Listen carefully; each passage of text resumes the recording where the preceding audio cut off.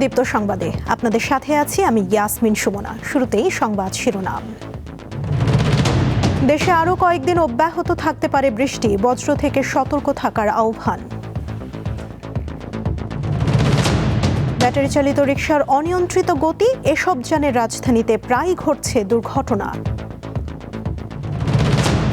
ধান কাটা মৌসুমেও জ্বালানি তেলের সংকট, খরচ বেড়ে লোকসানের আশঙ্কায় কৃষকরা।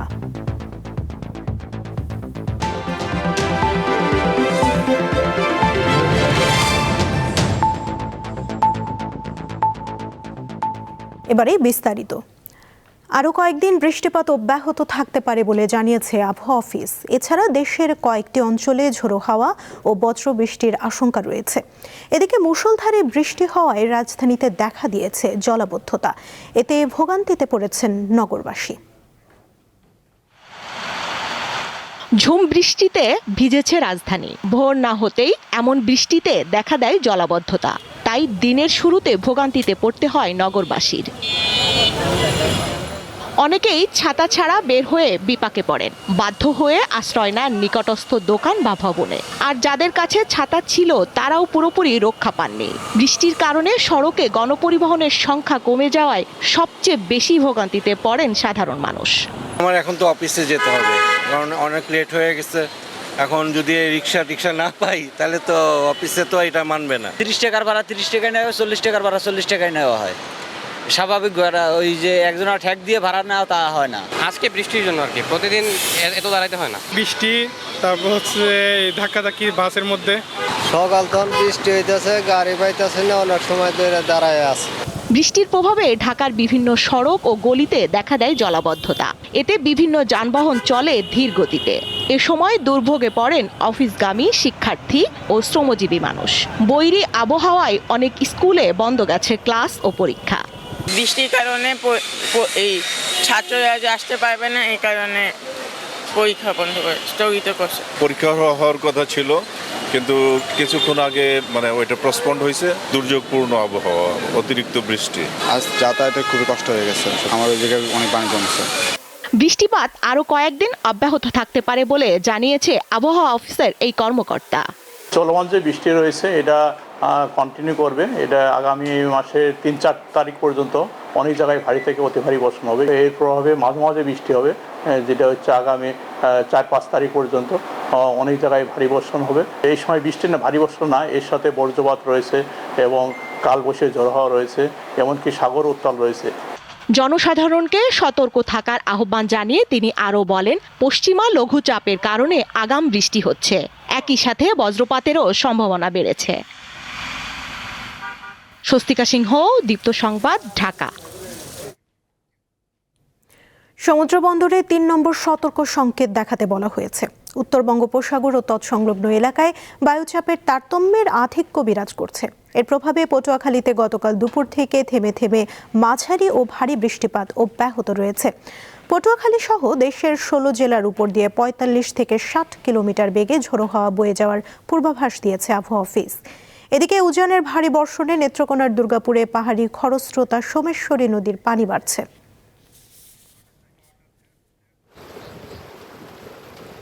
পাহাড়ি উজানে ঢলার কারণে আমাদের এই সোমেশ্বরী সুন্দর এবং যাতায়াত ব্যবস্থাপনার যে নির্মিত যে কাঠের সেতুটি আজকে হঠাৎ করে পানি ঢলার কারণে নদীর পূর্ব পারের অংশে নষ্ট হয়ে গেছে এবং ডুবে গেছে। অতর্কিত বন্যায় আজকে বাঁশ কাঠের সেতু উপরে পানি উঠে যাওয়ার কারণে ব্রিজটা ভেঙে গেছে। এখন যে পানি আছে, পানির পর থেকে যে আর ব্রিজ দেওয়ার ফারানোর মতো কোনো বন্দোবস্ত নেই। রাজবাড়ীতে শিশু সন্তানকে কোলে নিয়ে দোকানে যাওয়ার পথে বজ্রপাতে সুমন মণ্ডল নামে এক যুবকের মৃত্যু হয়েছে। নিহতের পরিবার জানায়, সকালে বৈরী আবহাওয়ার মধ্যে সুমন তার 3 বছরের মেয়ে সাফিয়াকে কোলে নিয়ে বাড়ির পাশের দোকানে কেনাকাটা করতে যায়। এ সময় আকস্মিক বজ্রপাত হলে প্রচণ্ড শব্দ ও ধাক্কায় শিশুটি সুমনের কোল থেকে ছিটকে দূরে পড়ে যায় এবং সুমন মাটিতে লুটিয়ে পড়ে। স্বজনরা দ্রুত তাকে উদ্ধার করে রাজবাড়ীর সদর হাসপাতালে নিয়ে গেলে চিকিৎসক তাকে মৃত ঘোষণা করেন।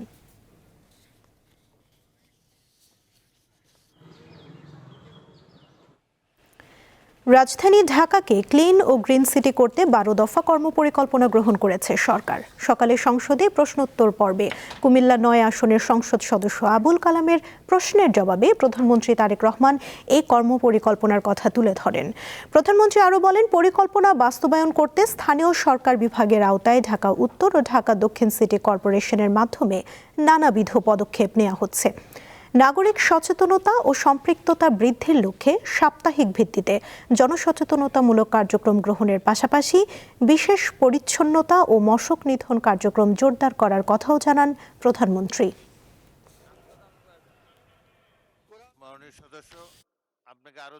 নাগরিক সচেতনতা ও সম্পৃক্ততা বৃদ্ধির লক্ষ্যে সাপ্তাহিক ভিত্তিতে জনসচেতনামূলক কার্যক্রম গ্রহণের পাশাপাশি বিশেষ পরিচ্ছন্নতা ও মশক নিধন কার্যক্রম জোরদার করার চেষ্টা করা হচ্ছে।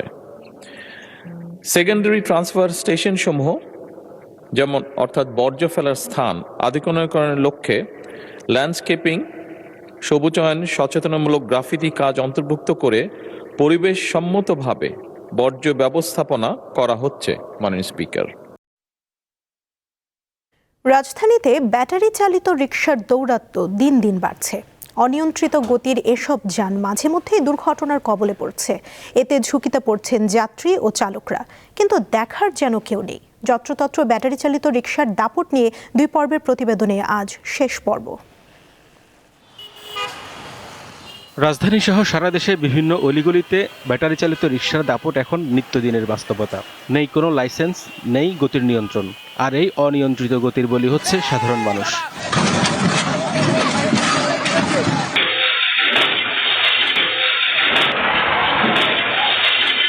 আমি ওয়াইফকে প্রথমে জানাই নেই যে ওর বাচ্চাটা নাই।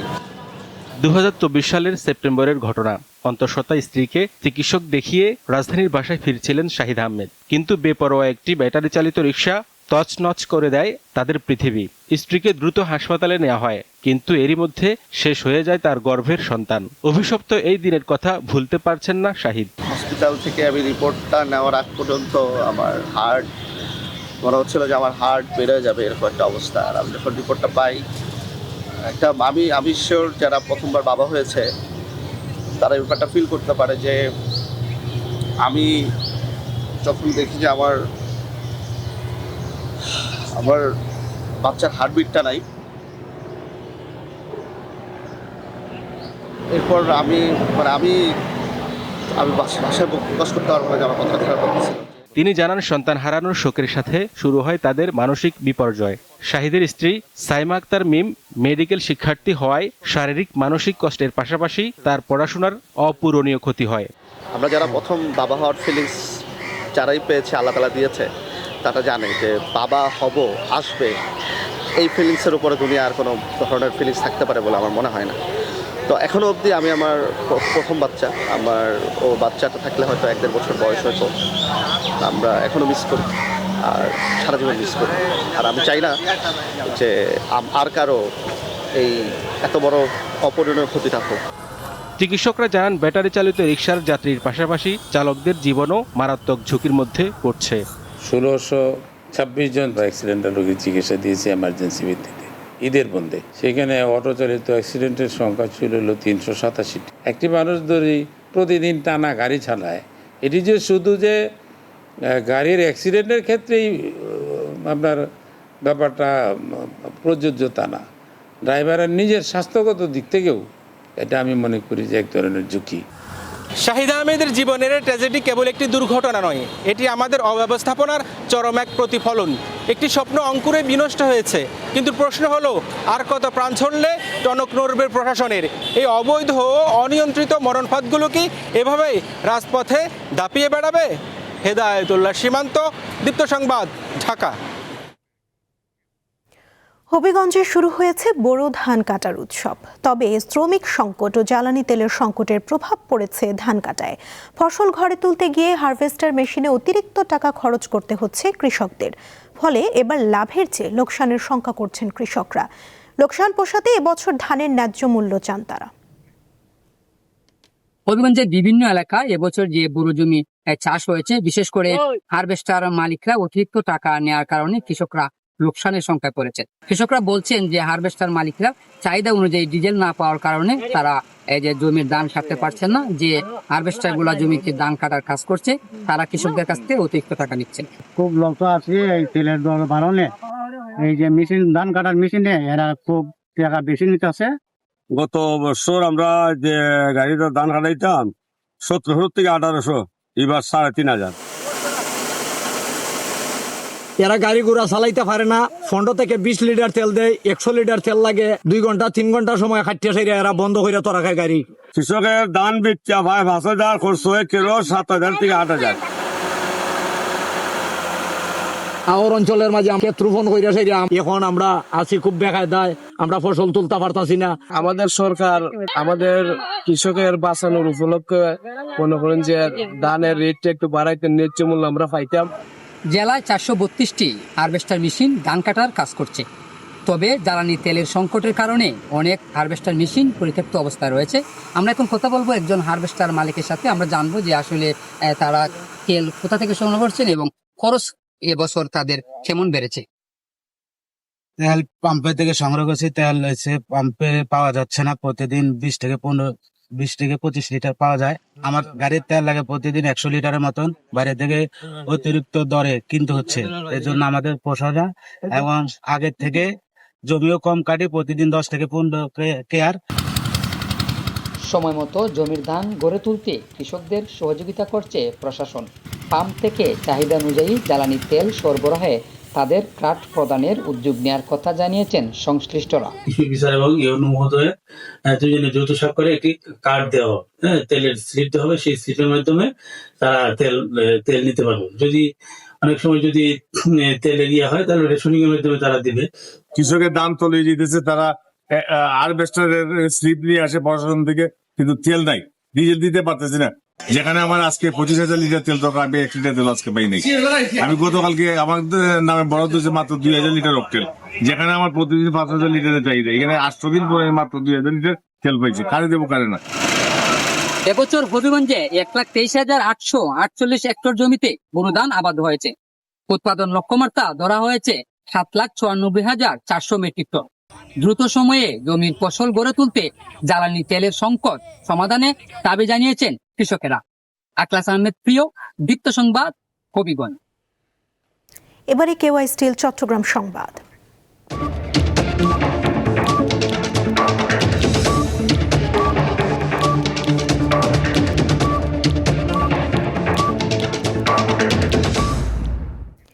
নিষেধাজ্ঞার 2 মাস পর লক্ষ্মীপুরের মেঘনা নদীতে মাছ শিকারের জন্য প্রস্তুতি নিচ্ছে জেলেরা। তাই জাল ও নৌকা সহ সব ধরনের কাজ সেরে নিতে মাছঘাটগুলোতে ব্যস্ত সময় পার করছেন তারা। জাটকা সংরক্ষণ ও ইলিশের উৎপাদন বাড়াতে 1 মার্চ থেকে লক্ষ্মীপুরের রামগতির আলেকজান্ডার থেকে চাঁদপুরের 60 নল এলাকার 100 কিলোমিটার পর্যন্ত মেঘনা নদীতে সকল ধরনের জাল ফেলা ও মাছ ধরা নিষিদ্ধ ছিল, যা শেষ হবে কাল বৃহস্পতিবার। মাছ ধরা নিষেধাজ্ঞাকালীন সময়ে 5 শতাধিক মোবাইল কোর্টের মাধ্যমে অর্ধশত জেলেকে শাস্তির আওতায় আনা হয়। তবে এ সময়ে প্রত্যেক জেলেকে 40 কেজি করে ভিজিএফ এর চাল দেওয়ার কথা থাকলেও এ নিয়ে নানা অভিযোগ রয়েছে।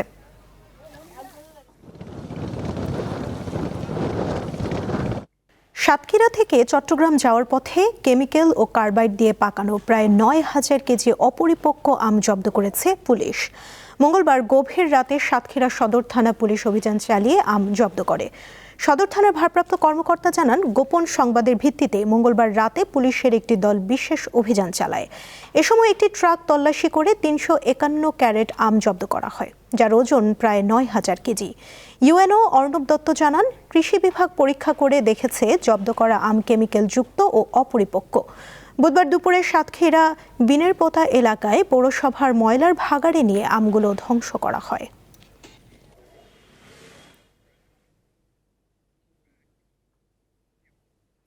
কিশোরগঞ্জে নারী ও তরুণদের জীবনে নতুন সম্ভাবনার দুয়ার খুলে দিয়েছে কুটির শিল্প। কেউ গৃহস্থালী কাজের ফাঁকে যুক্ত হচ্ছেন কুটির শিল্পে, কারো জন্য তৈরি হচ্ছে নতুন কর্মসংস্থান। একটু সহযোগিতা পেলে এই শিল্প বিদেশেও ছড়িয়ে দেওয়া সম্ভব বলে মনে করছেন স্থানীয় উদ্যোক্তারা। একসময় কাজের সন্ধানে কেউ ছুটতেন ঢাকায়, কেউ আবার স্বপ্ন দেখতেন উদ্যোক্তা হওয়ার, কিন্তু এখন সেই সুযোগ মিলছে গ্রামেই। ঘরে বসে কাজ করছেন অনেকে, কেউ তৈরি করছেন ঘড়ির বক্স, কেউ জুয়েলারি বক্স বা মানি ব্যাগ। স্থানীয় কারিগরদের দক্ষ হাতে তৈরি হচ্ছে এসব নানা আসবাবপত্র। ঢাকায় আমি কি করবো? ঢাকা 50,000 টাকা পাবো, বাসা ভাড়া, রুম ভাড়া, দোকান বাকি, এগুলো কিছু হয় না। অনেকেরই এই সুযোগটা দিছে, ঠিক আছে। মনে করুন আর্থিকভাবে আমরা ভালো উপরে চলতেছি। তো গ্রামের মেয়ে, আমাদের পক্ষে কুটির শিল্পটাই সহজ। এই কাজটা ভালো মতো করতে পারলে আর্থিক স্বাবলম্বী হওয়া যাবে। জেলায় নিবন্ধিত উদ্যোক্তার সংখ্যা এখন 1,500-এর বেশি। তাদের প্রশিক্ষণ ও ঋণ সুবিধা দেওয়ার পাশাপাশি তৈরি পণ্যের বাজারজাতকরণে সহায়তা করছে বিসিক। ঋণ প্রদান করার ক্ষেত্রে বা অনেক ক্ষেত্রে দেখি যে কোনো নতুন শিল্প হয়েছে বা আমাদের, তখন আমরা সেগুলো পরিদর্শন করি, তাদেরকে প্রাথমিক পরামর্শ দেই, তাদেরকে কারিগরি তথ্য প্রদান করা হয়। কিশোরগঞ্জ সদরের মিরগঞ্জ এবং করিমগঞ্জ উপজেলার চাঁদপুর ও ইসলামপুরে উদ্যোক্তার সংখ্যা জেলার অন্যান্য এলাকার চেয়ে বেশি। সঞ্জিতা প্লাবনী, দীপ্ত, বার্তাকক্ষ।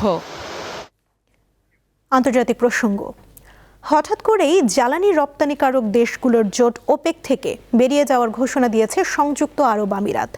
সক্ষমতা থাকা সত্ত্বেও বেশি উৎপাদন করতে না পারায় এই সিদ্ধান্ত নিয়েছে দেশটি। এটি বৈশ্বিক জ্বালানির রাজনীতিতে বড় ধরনের পরিবর্তনের ইঙ্গিত বলছেন বিশ্লেষকরা। 1960 সালের 14 September Iran, Iraq, Kuwait, Saudi Arab ও ভেনেজুয়েলাকে নিয়ে প্রতিষ্ঠিত হয় বিশ্বের প্রধান তেল রপ্তানিকারক দেশগুলোর আন্তর্জাতিক সংস্থা organization of the petroleum exporting countries, OPEC. এই সংস্থার মূল উদ্দেশ্য ছিল বিশ্ববাজারে তেলের সরবরাহ ও দাম স্থিতিশীল রাখা এবং সদস্য দেশগুলোর অর্থনৈতিক স্বার্থ রক্ষা করা। পরবর্তীতে ওপেক দেশগুলোর সাথে রাশিয়া, ওমান সহ আরও কিছু তেল উৎপাদনকারী দেশ মিলে গঠিত হয় 22 সদস্যের বৃহত্তর ওপেক প্লাস জোট। 1967 সাল থেকে ওপেকের সদস্য ছিল সংযুক্ত আরব আমিরাত, কিন্তু হঠাৎ করেই এই জোট থেকে বেরিয়ে যাওয়ার ঘোষণা দিয়েছে দেশটি। এমনকি 22 দেশের বৃহত্তর ওপেক প্লাস জোট থেকেও সরে যাচ্ছে তারা। বিশ্লেষকরা বলছেন, ওপেক জোটে উৎপাদন সক্ষমতার দিক থেকে আমিরাত দ্বিতীয় বৃহত্তম, অর্থাৎ বাজারে তেলের দাম কমাতে বা স্থিতিশীল রাখতে উৎপাদন দ্রুত বাড়ানোর সক্ষমতা আছে তাদের। কিন্তু ওপেকের কোটা ব্যবস্থার কারণে আমিরাত প্রতিদিন 30 থেকে 35 লাখ ব্যারেল তেল উৎপাদনে সীমাবদ্ধ ছিল।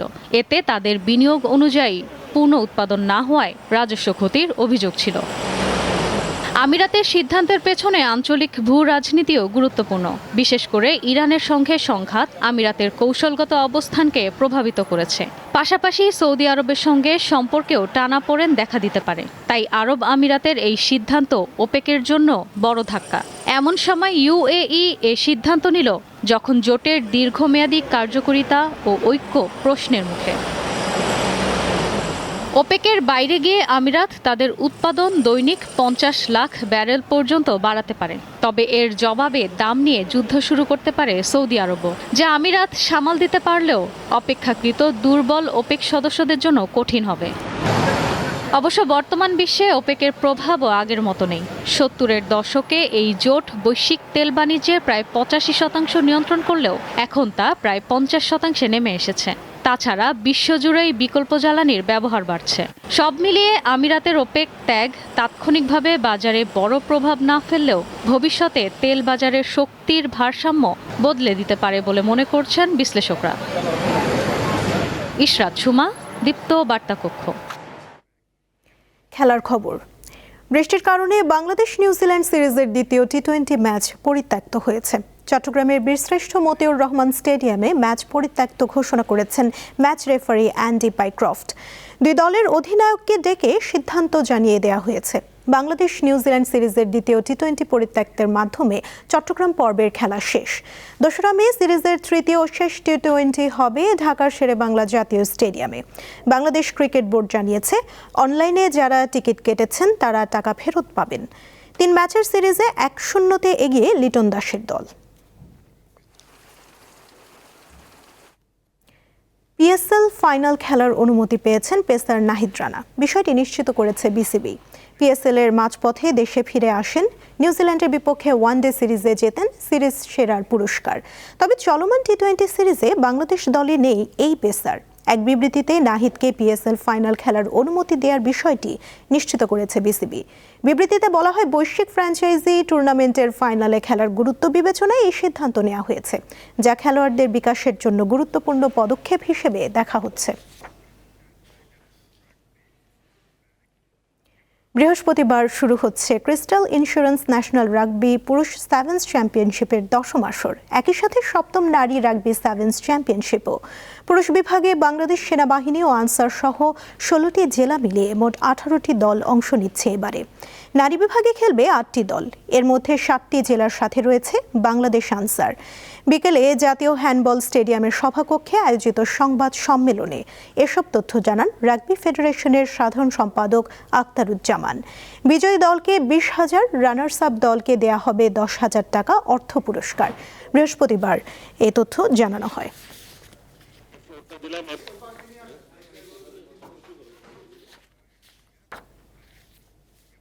দীপ্ত সংবাদ শেষ করার আগে শিরোনামগুলো জানিয়ে দিব আরও একবার। দেশে আরও কয়েকদিন অব্যাহত থাকতে পারে বৃষ্টি, বজ্র থেকে সতর্ক থাকার আহ্বান। ব্যাটারি চালিত রিকশার অনিয়ন্ত্রিত গতি, এসব জানে রাজধানীতে প্রায় ঘটছে দুর্ঘটনা। ধান কাটা মৌসুমেও জ্বালানি তেলের সংকট, খরচ বেড়ে লোকসানের আশঙ্কায় কৃষকরা।